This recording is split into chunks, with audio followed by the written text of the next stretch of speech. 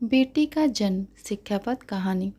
एक घर में मधु नाम की लड़की रहती थी। मधु अपने पापा की बहुत ही लाडली थी। वो हमेशा अपने पापा की मदद किया करती थी। एक दिन उसके पापा उसे कुर्ती में बटन लगाने के लिए देते हैं और वो कुर्ती में बटन लगा के ले आती है। तो उसके पापा उसे शाबाशी देते हैं और कहते हैं, अब तुझे सिलाई भी सीख लेनी चाहिए, क्या पता ससुराल में काम आ जाए। इस मधु कहती कि क्या पापा आप फिर मेरी शादी की बात कर बैठे, मैं तो यहीं आपके पास रहना चाहती हूँ। पापा कहते, हाँ हाँ मेरी लाडली, तुम अपने पापा के पास ही रहो। धीरे धीरे मधु के पापा ने उसे सिलाई करना सिखा दिया। मधु को सिलाई करना बहुत ही पसंद था, तो अक्सर अपने पापा की दुकान में काम किया करती थी। एक दिन उसकी दुकान में रोहित नाम का लड़का आया और उसे मधु पसंद आ गई। रोहित ने मधु के पापा से अपनी शादी मधु के साथ करने के लिए मधु के पापा से बात की। मधु के पापा मान गए और मधु की शादी कुछ दिन बाद रोहित से करा दी। रोहित एक अच्छी नौकरी करता था, इसलिए शुरू शुरू में सब ठीक चल रहा था। 2 साल बीत गए और मधु ने 2 साल बाद एक बेटी को जन्म दिया। मधु ने रोहित से कहा कि देखिए जी, कितनी प्यारी है हमारी बेटी। इस पर रोहित बोला, अब क्या देख, तुमने मुझे खुद देखने लायक छोड़ा है क्या। मेरे घर वाले सब बेटे का इंतज़ार कर रहे थे कि उनके घर का बारिश आने वाला है। अब किस मुंह से उन्हें बताऊं कि तुमने एक लड़के को जन्म दिया है। मधु बोली, लड़का हो या लड़की, पर है ये तो हमारी ना। रोहित बोला, ये लड़की सिर्फ तुम्हारी है, मेरी नहीं। ये कहकर रोहित वहाँ से चला गया और मधु रोने लगी। कुछ देर बाद वहाँ पर मधु के पापा आए। मधु ने सारी बात अपने पापा को बताई तो उसके पापा बोले, तू फिक्र मत कर, मैं दामाद जी से बात करूँगी, सब ठीक हो जाएगा। पर उस लड़की को अपनाएंगे क्या? क्यों नहीं अपनाएंगे, आखिर उसका अपना खून है।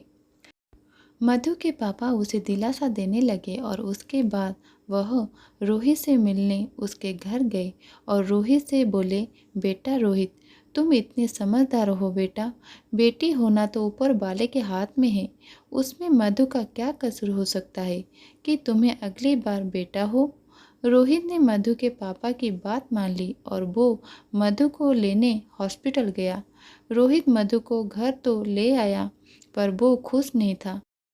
एक दिन मधु की बेटी रो रही थी। इस पर रोहित बोला, अरे वो मधु, इस लड़की के आवाज़ सुनकर कान के पर्दे फट गए हैं, मेरी माँ इसको चुप करवाओ। रोहित अपने बेटी को जरा सा भी नहीं चाहता था।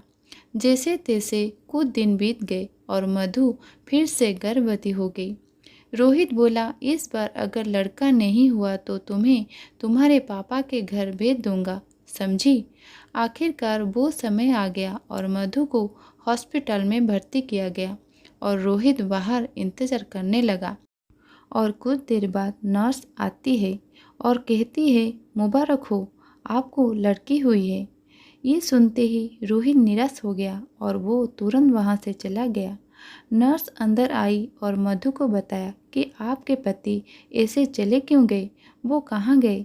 मधु रोहित को रोकने उठ ही रही थी, तभी उसके पापा वहाँ आ गए और मधु बोली, पापा वो गुस्से में चले गए, फिर बेटी हुई है, और रोने लगी। उसके पापा बोले, अब क्या कर सकते हैं, जो परमात्मा ने लिखा है वो तो होगी। मधु अपने पापा के गले लगकर रोने लगी। मधु के पापा एक बार फिर रोहित से मिलने गए और रोहित बोला, इस बार मुझे कुछ सुनना नहीं है, आप चुपचाप अपनी बेटी और उसके बेटियों को अपने साथ ले जाइए। मधु के पापा बोले, पर वो बच्चियाँ तुम्हारी भी है। रोहित बोला, उन लड़कियों से मेरा कोई वास्ता नहीं है। ये सुनकर मधु के पापा हताश होकर वहाँ से चले गए। वो मधु और उसकी दोनों बेटियों को अपने घर ले गए। मधु के पापा की उम्र हो गई थी, लेकिन फिर भी वो सिलाई का काम करते थे ताकि वो मधु और उनकी बेटियों को अच्छे से पाल सके। लेकिन 2 साल बाद मधु के पापा चल बसे। अब मधु के पास कोई सहारा नहीं था। मधु ने अपने आप को संभाला और खुद सिलाई का काम करने लगी। वो अपनी दोनों बेटियों को संभालती और सिलाई भी करती थी। देखते देखते उसकी दोनों बेटियां बड़ी हो गई और स्कूल जाने लगी। मधु की बड़ी बेटी माया स्पोर्ट्स में बहुत अच्छी थी। उसके टीचर मधु से बोले, मैं आपकी परिस्थिति जानता हूँ, पर आप माया को सपोर्ट करें। वो टैलेंटेड है, वो बहुत जल्दी आपका नाम रोशन करेगी। मधु बोली, सर जितना मुझसे हो सकता है मैं करूँगी। मधु दुकान पर ओवर टाइम काम करने लगी ताकि वो माया को ज़रूरतमंद खाना और स्पोर्ट्स की ज़रूरतमंद सामान दिलवा सके। माया भी जी जान लगाकर मेहनत कर रही थी। एक दिन दोनों माँ बेटियों का मेहनत रंग लाई और माया ने स्टेट लेवल में गोल्ड जीत हासिल की। माया ने अपने माँ का नाम रोशन कर दिया। रोहित अखबार पढ़ रहा था, तब उसने अखबार में उनकी तस्वीर देखी। ये तस्वीर देखकर रोहित सोच में पड़ गया कि आज उसका भी नाम अखबार में होता यदि वो अपनी पत्नी और बेटियों को अकेला न छोड़ देता। उसकी इच्छा थी वापस जाकर अपनी पत्नी से गलती की माफ़ी मांगे, पर अब किस मुंह से जाए। इस तरह बेटा और बेटियों में भेद रखने वाले इंसान एक दिन पछताते हैं। इसलिए हम सभी को बेटा बेटी में भेद नहीं करना चाहिए। आखिर बेटी भी तो हमारी औलाद होती है। इसलिए जितना प्यार हम बेटे को करते हैं उतना ही प्यार बेटी को करना चाहिए, क्योंकि एक दिन बेटी भी आपका नाम रोशन जरूर करेगी। वीडियो को अंत तक देखने के लिए धन्यवाद। कहानी कैसी लगी कमेंट करके ज़रूर बताएगा। वीडियो पसंद आई हो तो लाइक शेयर करिए और चैनल को सब्सक्राइब करिएगा। मिलते हैं और एक कहानी के साथ, तब तक रहती हूँ नमस्कार।